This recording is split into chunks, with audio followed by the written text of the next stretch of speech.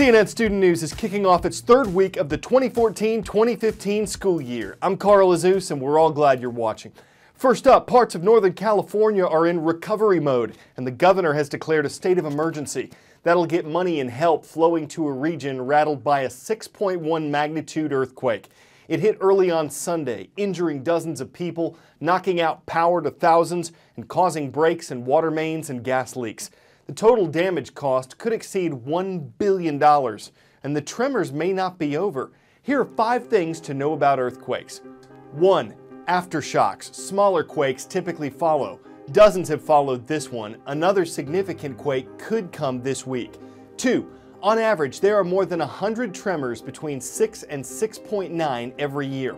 3. The most powerful quake on record was a magnitude 9.5 that struck Chile in 1960. 4. The deadliest quake on record shook Haiti in 2010, killing hundreds of thousands of people. 5. A 1-point increase in earthquake magnitude represents a 10-fold increase in ground movement. We might have put a man on the moon in 1969, but we've got a long way to go for Mars. SpaceX is a privately funded space exploration company that hopes to lead the way. This is its Falcon 9 reusable rocket. Well, it was. Something had gone wrong during the launch over Texas, so a system designed to destroy the rocket in case of emergency did its job. No one was hurt. This was just a test of the F9R. At $54 million, it's a lot cheaper than NASA's shuttles, which used to be the way Americans got into orbit. The next step might have just taken a step back, but as the head of SpaceX tweeted on Friday, rockets are tricky. Through airstrikes and sending troops as advisors to Iraq, the U.S. has been supporting the fight against ISIS. This is a terrorist group that President Obama characterized as a JV team 6 months ago, but is taking much more seriously after ISIS took over large parts of Iraq and Syria. ISIS wants to create a theocracy based on its own interpretation of Islam. It's killed hundreds of people, civilians, minorities, Christians, other Muslims. At one point in Iraq, 30,000 Iraqi soldiers ran away from 800 ISIS terrorists. Why? Fear. ISIS in many ways is something we've never really seen before. A really large, well-organized, well-equipped terrorist army. But they are lifting significant parts of their playbook from bad actors in the past who also relied on terror to help them rule. For example, the Vikings, way back in the 8th century, were known for such frenzied and vicious attacks on the villages they went after that often people would simply lay down their arms or run away to try to avoid annihilation. Vlad the Impaler in the 14th century was known for his cruelty to the degree that his legacy remains today far beyond Romania. All of us would know it as the inspiration for Dracula. In World War II, of course, Adolf Hitler's Nazis were feared for the cruel efficiency of their military attacks, the Blitzkrieg among them, and of course the slaughter of millions of Jews. Then Joseph Stalin killed hundreds of thousands of his own people, and then the Khmer Rouge in the 1970s had a similar reign of terror against their own people. In each case, these groups fostered the public fear of their cruelty, this sense that they were simply terrorizing people who had to be feared and had to be obeyed. And now ISIS is doing the same thing through these videos being carefully placed on social media sites and shared around the world so that they will be seen by policymakers and the public alike. Here is the weakness in terrorism, however. It only works if the victims are complicit. And by that I mean it only works if the public will watch the videos, will agree to be terrorized, will live in fear. If the public does not do that, the significant weapon of the terrorist is diminished greatly. See if you can ID me. I'm the tournament of a sports league that's been around for 75 years. I'm held every year in Williamsport, Pennsylvania, where my organization was started. Japan has won 3 of my last 5 events. I'm the Little League World Series. Some other recent winners are from California and Hawaii.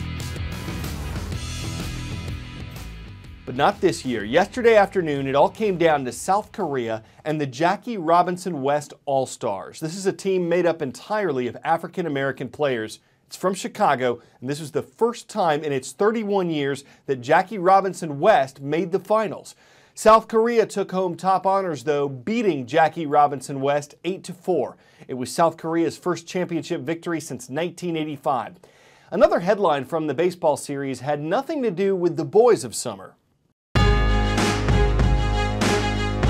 13-year-old Monet Davis throws like a girl, all right. A girl who can throw 70-mile-an-hour fastballs, and that made the Philadelphia pitcher a serious threat at this year's Little League World Series.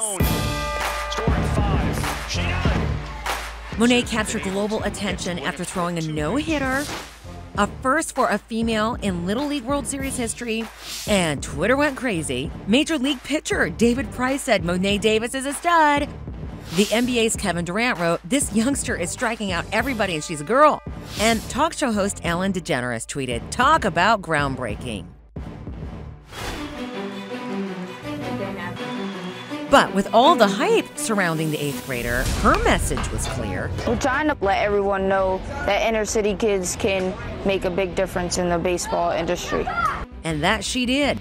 Monet attracted the largest TV audience ever for this series, and she is the first Little Leaguer, and the youngest person, by the way, to be on the cover of Sports Illustrated. However, the baseball phenom and honor roll student says that she's better at basketball. She hopes to play in the WNBA one day. And although her team fell short of making it to the championship game, her impact on Little League, girls, and diversity is certainly long-lasting. Sports Illustrated may have put it best for this game changer. Monet Davis, remember her name, as if we could ever forget.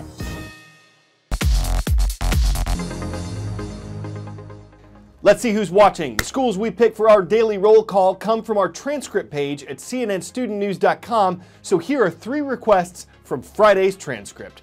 From Chickasha High School in Chickasha, Oklahoma, we've got the Fightin' Chicks watching CNN Student News. From Layton High School in Dalton, Nebraska, hello to all the Warriors out there. And from St. Anthony High School in Milwaukee, Wisconsin, there's a whole Roman legion online. These mascots are awesome. If you did any flying when you were a little kid, you might remember the telephones that were embedded into the seat backs. That was cutting-edge technology back when. But as they continually update their planes, airlines are continually updating the technology they offer passengers. And slowly but surely, seat-back TV screens are going the way of the phones and the dodo. What will be left? It seems that a lot of new planes are missing an item we've come to expect: seat-back TV screens. Well, there's a reason for the disappearing act. Turns out those screens are expensive.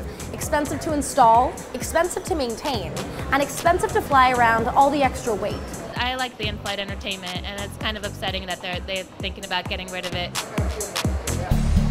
And they're also becoming less needed because about 3/4 of us board a plane with a screen in hand. Carriers like United are skipping the screens, opting for no seat backs on more than 50 new long-range jets. Instead, there'll be a special server on board loaded with hundreds of movies and TV shows that passengers can stream directly to their gadgets. Delta's trying something similar called Delta Studio.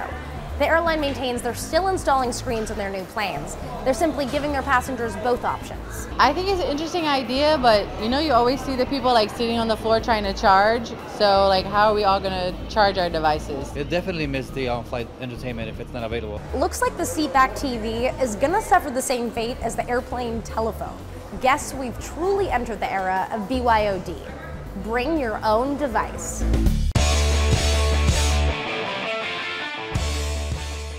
If you've ever seen a 1-year-old eat a smash cake, you expect to see a mess. But at this 1-year-old's party held at the National Zoo, there was shockingly little pandemonium, at least at first. Bao Bao, the giant panda, seemed more interested in leaves and in climbing the number 1 on top of her cake than actually eating it.